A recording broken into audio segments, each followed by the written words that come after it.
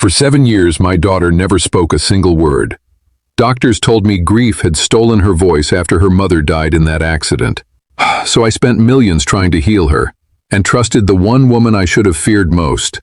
Then one night, our new maid found a hidden recording behind my dead wife's wedding photo.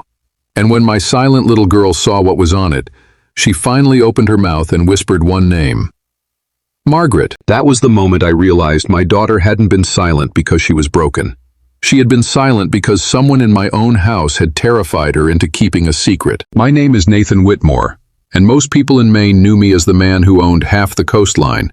That was what the newspapers liked to say.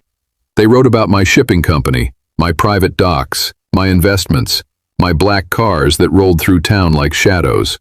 They called me a billionaire, a widower, a man who had everything, but they never understood the truth. I lived in a mansion by the sea, and every night I came home to silence. The Whitmore estate sat on a cliff above the Atlantic Ocean, where the waves crashed against black rocks and the wind screamed through the pine trees. From the outside, the house looked magnificent. Gray stone walls, tall windows, white balconies, and a long driveway lined with lanterns that glowed like small moons in the fog. Inside, it felt like a tomb. No music played in my house. No laughter echoed down the hallways. No small feet ran across the marble floors. Even the servants moved quietly, as if a single loud sound might break something fragile. And maybe it would, because my daughter, Emily Whitmore, had not spoken a word in 7 years. Emily was 8 years old, small for her age, with soft brown hair, pale skin, and wide blue eyes that always seemed to be looking at something no one else could see. She had her mother's eyes. That was the hardest part. Every time she looked at me, I saw Rebecca, my wife. Rebecca Whitmore had been the kind of woman who made every room warmer. She had golden blonde hair, a gentle voice, and a laugh that once filled our house from morning until night. She believed rich people had a responsibility to do more than collect beautiful things. Because of her, we built schools, funded shelters, and opened a charity for children who had no one to protect them. Then came the accident. 7 years ago, Rebecca's car went off the coastal road during a storm. Emily was in the back seat. Rebecca died before the ambulance arrived. Emily survived with barely a scratch on her body. But after that night, my little girl never spoke again. Doctors told me it was trauma. Specialists said her mind had locked away her voice because the pain was too much. I paid for the best therapy, the best clinics, the best child psychologists money could buy. Every one of them told me the same thing. Give her time, Mr. Whitmore. But time did nothing. So I stopped hoping. I stopped asking questions. I let the house become quiet because everyone said quiet was what Emily needed. The person who enforced that silence was Margaret Sloan, our longtime housekeeper. Margaret was in her early 60s, tall, thin, and always dressed in dark, perfectly pressed clothes. Her gray hair was pinned so tightly behind her head that her face always looked severe. She had worked for my family long before Rebecca died, and after the accident, she became the person who seemed to hold the house together. Miss Emily needs absolute calm, Margaret often told me. No noise, no excitement, no unnecessary contact from staff. I believed her because I was grieving, because I was tired, because I had already failed Rebecca, and I was terrified of failing Emily too. So I gave Margaret control over almost everything. Emily's schedule, her tutors, her meals, even which servants were allowed near her. And I told myself it was protection. But looking back now, I understand something that still makes my blood run cold. That silence in my house was never healing my daughter. It was hiding the truth. The next morning, Margaret told me a new maid was arriving. I barely looked up from the papers on my desk when she said it. Staff came and went in that house like shadows. Most lasted only a few weeks. Some said the silence made them uncomfortable. Others said Margaret made them uncomfortable, though never to her face. Her name is Clara Bennett, Margaret said. 29. No formal domestic training, but she has references from a church in Portland. I nodded without interest. At that time, I did not know this young woman would become the first person in years to see what I had been too broken to notice. I saw Clara Bennett for the first time through the window of my study. She stood near the front entrance with a small brown suitcase in one hand and a worn purse over her shoulder. She was slender, with dark auburn hair tied back simply, tired green eyes, and the careful posture of someone who had learned not to take up too much space. Her coat was cheap, her shoes were polished but old, and yet there was something steady about her face. She did not look impressed by the mansion. She looked like a woman carrying a burden heavier than luggage. Later I learned that burden had a name, Lucas Bennett. Lucas was Clara's younger brother, only 14, a thin, bright-eyed boy with a weak heart and a smile Clara described as too brave for his body. He was waiting for surgery, and the hospital bills had already swallowed everything Clara had saved. She had taken the job at my house not because she wanted to serve wealthy people, but because she was desperate to keep her brother alive. That was the first thing about Clara I should have respected. She was not chasing opportunity. She was fighting for family. Margaret met her at the door, straight-backed and cold as ever. I could hear their voices faintly from the hall. "You will clean where you are told to clean," Margaret said. "You will not wander. You will not ask personal questions. And most importantly, you will not disturb Miss Emily." Clara answered softly, "Yes, ma'am." There was no defiance in her tone, but there was no weakness either. Margaret must have noticed it too, because her voice sharpened. "This house runs on order, Miss Bennett. Sentiment has no place here." By noon, Clara had been taken to the kitchen, where the other servants gathered between duties.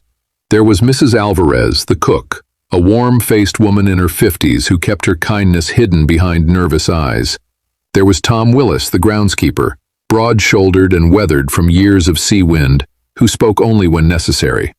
And there was Nora Pike, a young laundry girl with quick hands and a habit of glancing over her shoulder before answering any question. Clara tried to be polite. She asked how long everyone had worked there. They answered briefly. She asked if Mr. Whitmore preferred any rooms left untouched. They told her to ask Margaret. But when Clara mentioned Emily, the kitchen went still. Nora lowered her eyes. Tom busied himself with a cup he had already washed. Mrs. Alvarez whispered, "The child is not to be discussed." Clara apologized, but I was told later that she looked confused, not frightened. Then she made a worse mistake. She asked whether anyone ever spoke about Rebecca. The cook crossed herself. Nora nearly dropped a basket of towels. Before anyone could answer, Margaret appeared in the doorway and said, "Mrs. Whitmore's name is not used casually in this house." That was Clara's first day, and before sunset, she already understood something I had refused to face. This house was not simply grieving, it was afraid. I did not see Clara meet my daughter for the first time, but I heard about it later in pieces, and those pieces never left me. Margaret had assigned Clara to clean the glass room at the eastern side of the mansion, the room that faced the Atlantic. It had once been Rebecca's favorite place. Sunlight poured through the tall windows during the day, and at night, the sea looked like black glass. Emily spent most mornings there, sitting at a small white table with colored pencils spread around her like tiny, broken rainbows. When Clara entered, Emily did not look up. She simply kept drawing. Emily Whitmore, my silent little girl, had grown used to adults treating her like a delicate object instead of a child. Clara noticed that immediately. She did not rush toward her. She did not speak too loudly or wave her hands in Emily's face. She only moved quietly to the far side of the room and began dusting the shelves. But while she worked, she saw the drawings. Every page showed almost the same thing. A car turned sideways near a cliff road, a woman lying on the wet ground, and beside her, a necklace with a blue stone. The necklace disturbed Clara most. It was drawn again and again, always with the same bright blue pendant, as if that single object mattered more than the crashed car itself. Clara later told me the pictures were not childish scribbles. They were careful, repeated memories. Emily's hand was small, but her lines were precise. The woman in the drawings always had yellow hair, the road always had rain, and the necklace always seemed to glow, colored harder and darker than anything else on the page. Clara watched Emily closely after that. My daughter never spoke, but she was not empty. She noticed everything. If Clara moved a pencil, Emily's eyes followed. If a curtain shifted in the wind, Emily turned before anyone else did. When Clara accidentally dropped a silver tray, Emily flinched, then immediately looked toward the door, as if expecting someone dangerous to appear. Once, Clara smiled at her and wrote on a scrap of paper, "Your drawings are beautiful." Emily read it quickly. Her lips parted as if she wanted to answer. But before any sound came out, Emily's hand flew to her throat. Not her mouth, her throat. Her fingers pressed against the thin silver chain she always wore under her dress collar. Clara saw fear flood her face so suddenly that it made her freeze. The pendant was hidden, but a flash of blue caught the light. Emily shoved it back beneath the fabric, lowered her head, and gripped her pencil until her knuckles turned white. That afternoon, while changing Emily's pillowcase, Clara found a folded scrap of paper tucked beneath the pillow. On it were 2 words written in shaky letters: blue light. Clara stood there for a long moment, staring at the phrase. She did not know what it meant, but she knew it mattered. When Emily returned and saw the paper in Clara's hand, all the color drained from her face. Clara did not accuse her. She only sat across from Emily and wrote, "What is blue light?" Emily stared at the question. Her breathing grew fast. Then she snatched the paper, tore it into tiny pieces, and pressed both hands over her throat again. Clara understood then that my daughter's silence was not only grief. Something had frightened her so deeply that even words on paper felt dangerous. After that day in the glass room, Clara did not try to force her way into Emily's world. She understood something the rest of us had forgotten. Trust could not be commanded. It had to be offered gently, again and again, without demanding anything in return. So Clara began with small things: a butter cookie left beside Emily's drawing pencils, a folded note that said, "Good morning," a picture book placed on the windowsill, open to a page with a lighthouse and a girl standing beside the sea. Clara never waited for thanks. She simply left the kindness there and walked away. At first, Emily pretended not to notice, but Clara noticed everything. The cookie was gone by lunch. The book moved from the windowsill to Emily's chair. The good morning note disappeared into the pocket of her cardigan. The next day, Clara found a reply tucked beneath a flower vase. It was only a small pencil drawing of a bird, but to Clara, it meant more than words. Emily was answering, quietly, carefully, in the only way she still believed was safe. Over the following week, their secret friendship grew inside that cold house like a candle hidden from the wind. Clara left simple written questions. Do you like the ocean? What is your favorite color? Do you want another book? Emily answered with drawings, circles around words, or tiny marks in the corner of the paper. Blue appeared often, so did the lighthouse. Clara wanted to ask what they meant, but she did not. Not yet. She had learned that Emily opened up only when she felt no one was pulling the truth out of her. I began to notice the change before anyone told me. Emily still did not speak, but she no longer looked as if every room was closing in on her. Once I passed the glass room and saw her sitting beside Clara on the floor, both of them looking through a picture book. Clara was not touching her, not crowding her, not treating her like a patient. She was simply there. Emily's shoulders were relaxed, her hands were still. For the first time in years, my daughter looked less like a ghost living in my house and more like a child. Margaret noticed too. That evening she came to my study with her mouth pressed into a hard line. "Mr. Whitmore," she said, "I am concerned about the new maid." Margaret Sloane always spoke as if concern were a duty and not a weapon. She told me Clara was becoming too familiar with Emily, interrupting her routine, stirring up emotions that trained professionals had worked for years to contain. "Miss Emily's treatment depends on stability," Margaret said. "Clara Bennett is not qualified to involve herself in your daughter's condition." I wanted to argue. Instead, I only listened because fear still had too much power over me. The next morning, Clara found a note hidden inside the picture book she had left for Emily. The letters were uneven, as if Emily's hand had trembled while writing them. Clara unfolded it slowly. 5 words stared back at her. She told me not to speak. Clara later said the room seemed to lose all air. She looked at Emily, but my daughter had already turned toward the ocean, pale and silent, one hand pressed against the hidden necklace at her throat. Clara did not know who she was, not yet. But in that moment she understood that Emily's silence had been guarded by fear, and someone in my house had put that fear there. The night Clara entered Rebecca's old room, she was not supposed to be there.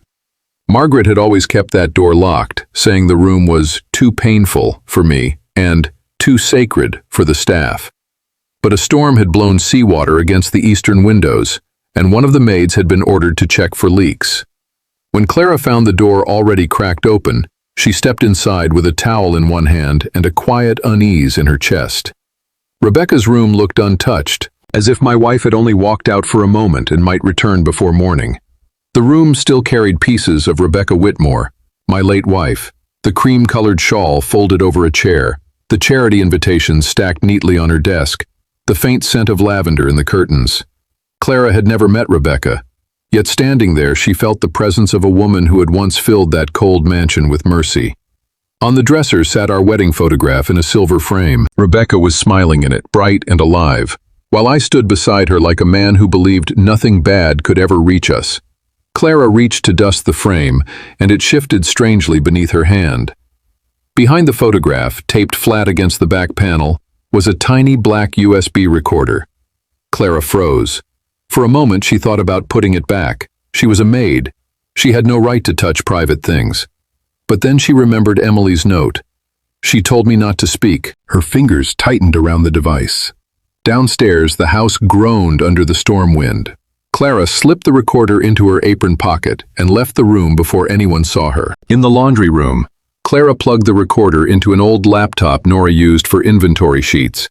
The file had no title, only a date, the same week Rebecca died. When Clara pressed play, Rebecca's voice filled the room, soft but shaking. She said she had found irregular transfers from the Whitmore Children's Foundation. Money meant for shelters, school programs, and medical grants had been moved through shell accounts. Then Rebecca named two people, Margaret Sloan and Peter Langford. Peter was our family attorney, a polished man in his 50s with silver hair, expensive suits, and the kind of smile that never reached his eyes. Rebecca's voice grew more frightened as the recording continued. She said she had copies of the bank records. She said she was going to tell me everything that night after the charity board meeting. Then came a pause, followed by a sentence Clara later said made her hands turn cold. If anything happens to me, Nathan needs to look at the blue light. The recording ended there. Clara sat in the laundry room staring at the screen, finally understanding that Emily's drawings, the necklace, and the words under her pillow were not random memories. They were pieces of a truth Rebecca had died trying to reveal. Before Clara could decide what to do, her phone buzzed. It was a call from the hospital. Her younger brother Lucas Bennett had taken a bad turn. His heart rhythm was unstable, and the surgery deposit was needed sooner than expected. Clara gripped the phone until her knuckles went white. If she lost this job, Lucas might lose his chance to live. But if she stayed silent, Emily might remain trapped inside the fear that had stolen her voice. That night, Clara hid the recorder beneath a loose floorboard in her small room. She did not yet know how to expose the truth. She only knew the truth was no longer buried, and neither was Rebecca's warning. The day after Clara found Rebecca's recording, she moved through my house as if every wall had grown ears. She smiled when Margaret looked at her. She lowered her eyes when Peter Langford's name was mentioned over the phone. She folded linens, polished silver, and carried trays like nothing had changed.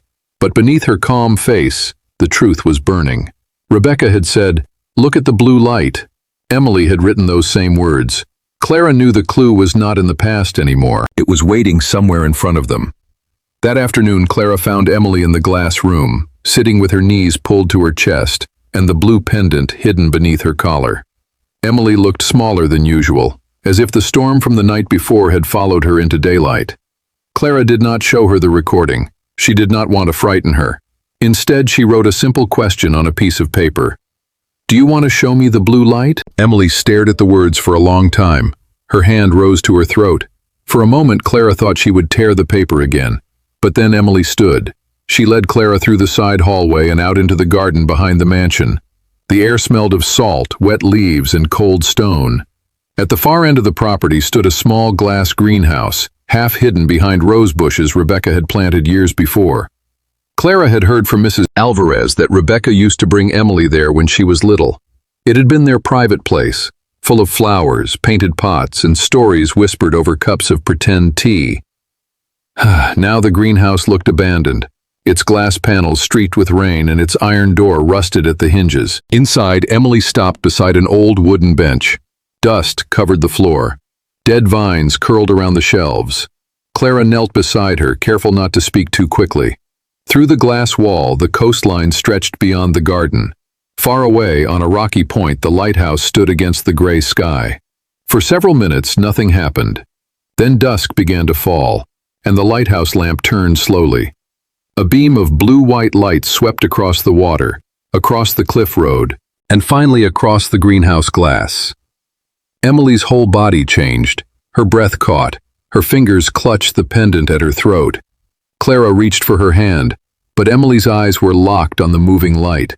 The beam passed again, cold and bright, and suddenly the child's lips parted. A sound came out, thin, broken, almost too small to hear. Clara froze. Emily trembled so badly her knees nearly buckled. Then she whispered the first word anyone had heard from her in 7 years. Margaret. Clara felt the world tilt beneath her. She did not ask Emily to repeat it. She did not touch her too suddenly. She only pulled the child gently into her arms while Emily shook against her. In that single name, Clara heard everything. The fear, the warning, the reason my daughter had swallowed her own voice for most of her life. Emily had seen something that night, and Margaret Sloane had made sure she never told anyone. Neither of them saw Margaret standing outside the greenhouse, half hidden behind the wet hedges. Her face was pale, but her eyes were sharp with panic.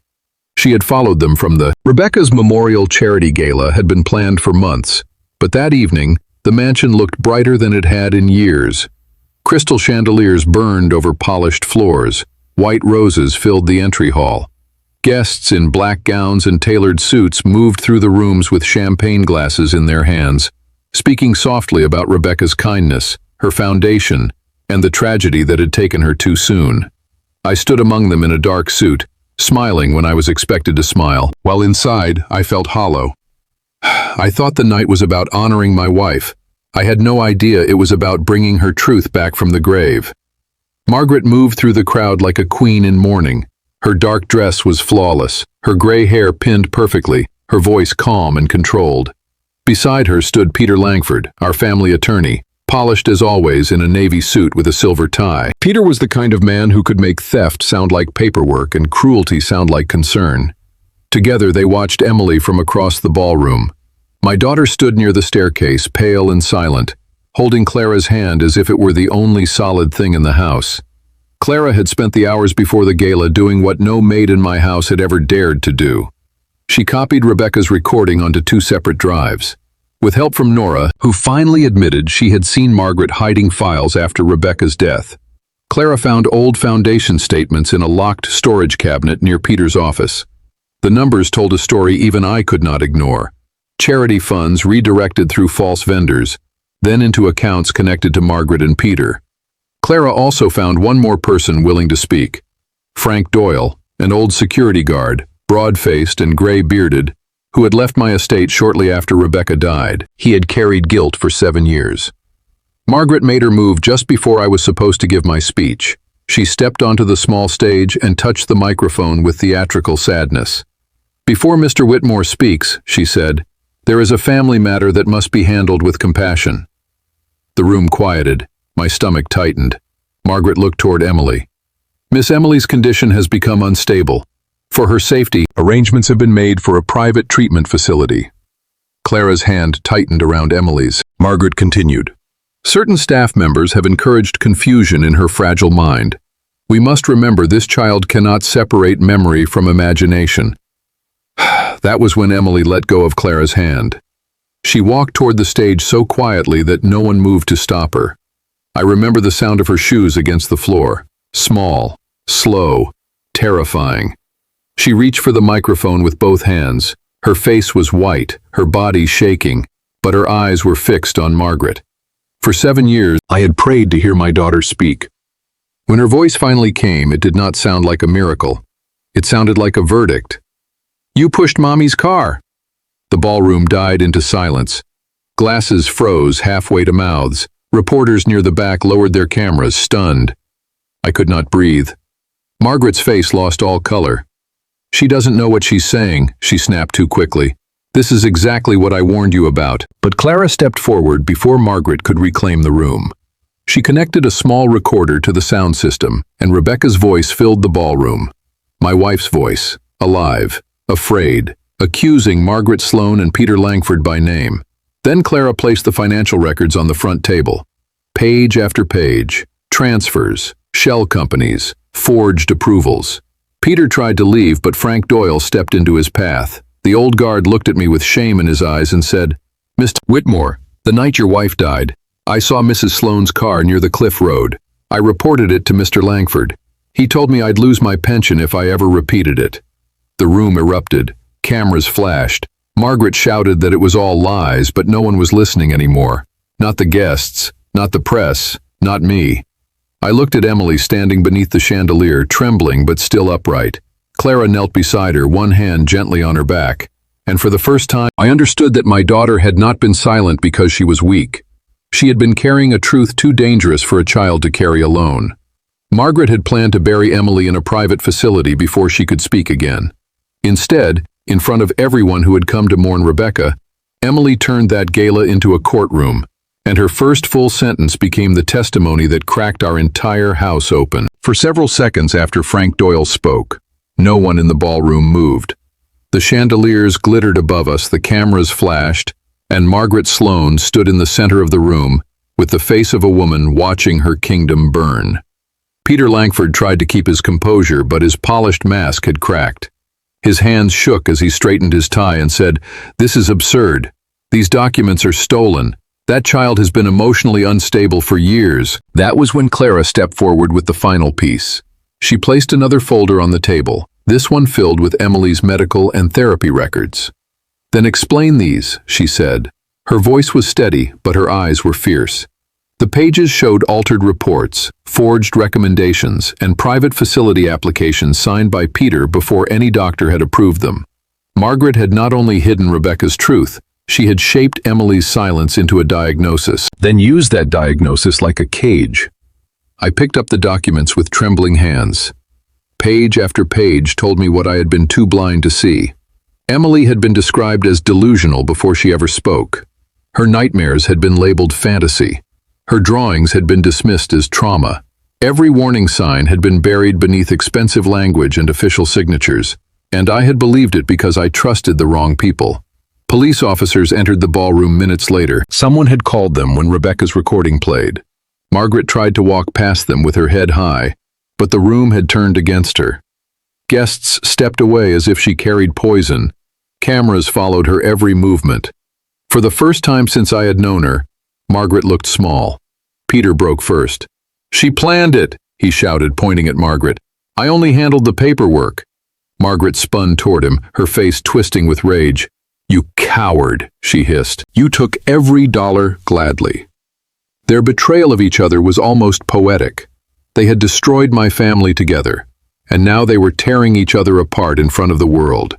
As the officers placed Margaret in handcuffs, Emily hid behind Clara's side. I crossed the ballroom slowly and knelt in front of my daughter. For 7 years I had thought silence was protecting her. In truth, my silence as a father had abandoned her. "Emily," I whispered, my voice breaking, "I am so sorry. I should have listened. I should have seen you. I should have believed you before anyone else." Her blue eyes filled with tears. Then she touched my face with both hands, just like Rebecca used to do when she wanted me to stop hiding from the truth. "Daddy," she said, her voice small but clear, "I waited for you to hear me." The room broke. Mrs. Alvarez sobbed into her apron. Nora covered her mouth. Even Frank Doyle turned away, ashamed and crying. I pulled Emily into my arms and held her as if I could give back every year fear had stolen from her. Clara stood beside us, tears shining on her face, but she did not step back. She had earned her place in that moment. In the weeks that followed, everything changed. Peter's accounts were frozen. Margaret's carefully built reputation collapsed under charges, witnesses, and Rebecca's own voice. The Whitmore Children's Foundation was audited, rebuilt, and renamed the Rebecca Whitmore Center for Traumatized Children. I asked Clara to run it, not as a servant, not as charity, but as the woman who had saved my daughter when everyone else looked away. I also paid every medical bill for Lucas Bennett. His heart surgery was scheduled within days, and Clara cried when she told me he had survived it. She tried to thank me, but I told her the truth. No amount of money could repay what she had given Emily.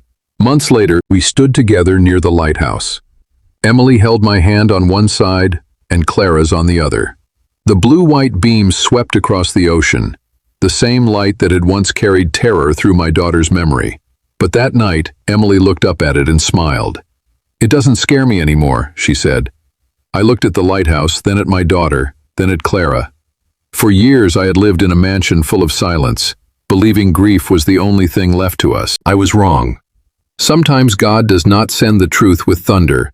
Sometimes he sends it through a quiet woman with a brave heart, a child who refuses to let darkness win, and a light that keeps shining until the whole world finally sees. That night, standing beside the lighthouse with Emily's hand in mine, I finally understood. God had never left us. He sent Clara, a woman others saw as just a maid, to bring the truth into the light. For 7 years I thought my daughter had lost her voice, but the truth was, I had stopped listening. Maybe God's lesson was this: never ignore the quiet people he sends into your life. If you were Clara, would you risk everything to save Emily? And if you were me, could you forgive yourself? Tell me in the comments. If this story touched your heart, please like and subscribe to hear more powerful stories from this channel.